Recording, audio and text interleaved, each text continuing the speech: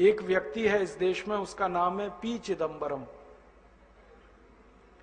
ये भारत में बहुत लंबे समय तक वित्त मंत्री रहा और इस व्यक्ति ने इंदौर नाम के शहर में मध्य प्रदेश में एक भाषण दिया था और मैं उस दिन वहां था। उस भाषण में सामने बैठा था मैं और चिदंबरम मंच से बोल रहा था।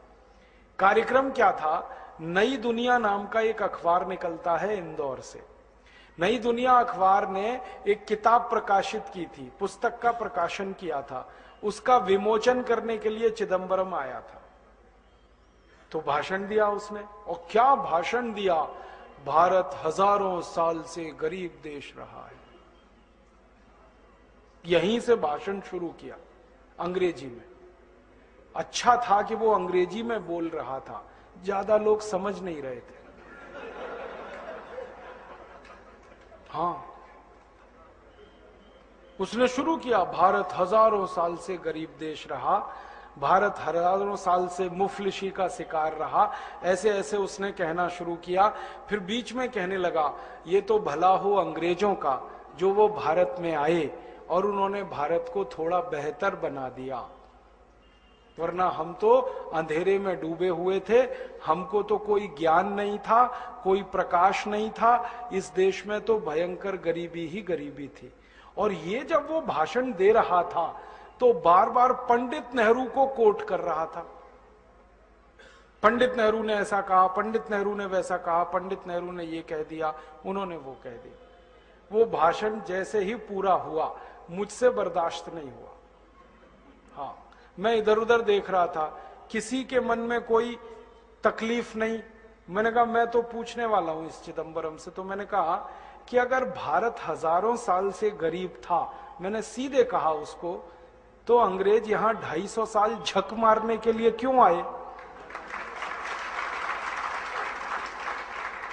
हजारों साल से गरीब देश, गरीबों के यहां कोई 250 साल रहता है आके? गरीबों के तो कोई दर्शन करने नहीं जाता। 250 साल रहना तो कोई सामान्य बात है।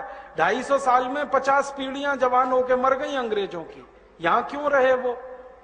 और भारत अगर हजारों साल से गरीब था तो पुर्तगाली 450 साल झक क्यों मार रहे थे इस देश में?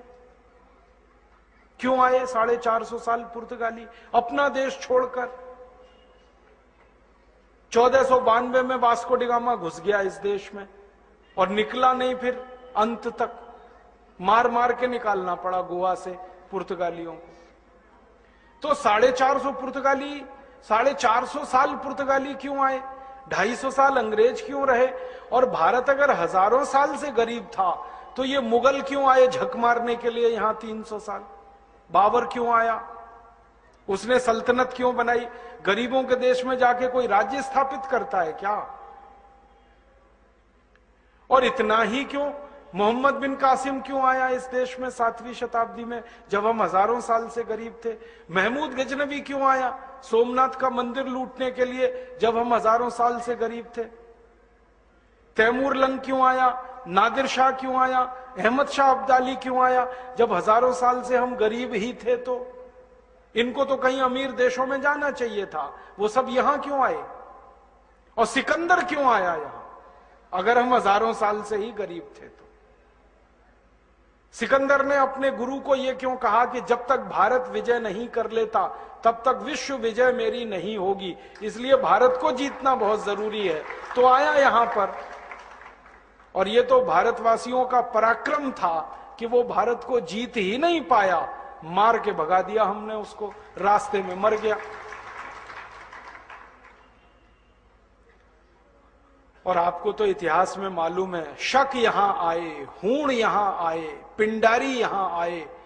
क्यों आए भाई? हम तो गरीब हैं, भुखमरी के शिकार हैं, बेरोजगारी हमारे यहां है, फिर क्यों आए ये सब? तो चिदंबरम चुप हो गया, बोला कुछ नहीं। मैंने कहा उत्तर दे दो, अगर ये हजारों साल से ही गरीब देश है तो? कहने लगा नेहरू जी ने कहा। मैंने कहा नेहरू जी से तो पूछ नहीं सकता मैं, क्योंकि वो जिंदा नहीं है। होते जिंदा तो उनसे पूछ लेता। कि कहां से मिला ये तुम्हें कि भारत हजारों साल से गरीब है? किसने कह दिया भारत हजारों साल से गरीब है? मैंने कहा तुम नेहरू के मानस पुत्र हो, तुम ही बता दो। और क्या, मानस पुत्र है कि नहीं नेहरू का? मैंने कहा तुम ही बता दो भाई, नेहरू जी से तो क्या पूछ सकता हूं मैं। तो फिर चुप।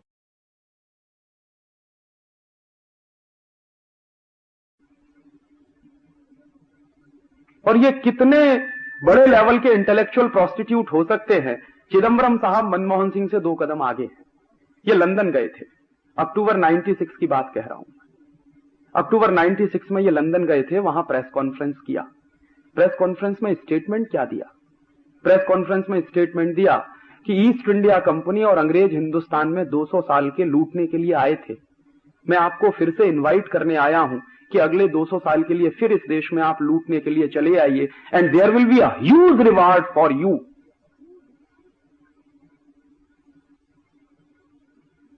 क्या कहें इसको, सिवाय ट्रेटर के दूसरा कोई शब्द मुझे मिलता नहीं जो मैं चिदंबरम के लिए इस्तेमाल करूं। कि एक ऐसा व्यक्ति इस देश में फाइनेंस मिनिस्टर है जो लंदन में जाके कहता है कि ईस्ट इंडिया कंपनी 200 साल के लिए आई थी और आपने हमको लूटा।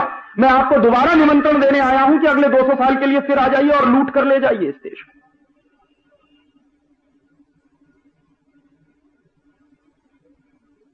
तो ऐसे लोग जब इस देश में फाइनेंस मिनिस्टर बनना शुरू हो जाए, तब तो इस देश का बंटाधारी होने जा रहा है।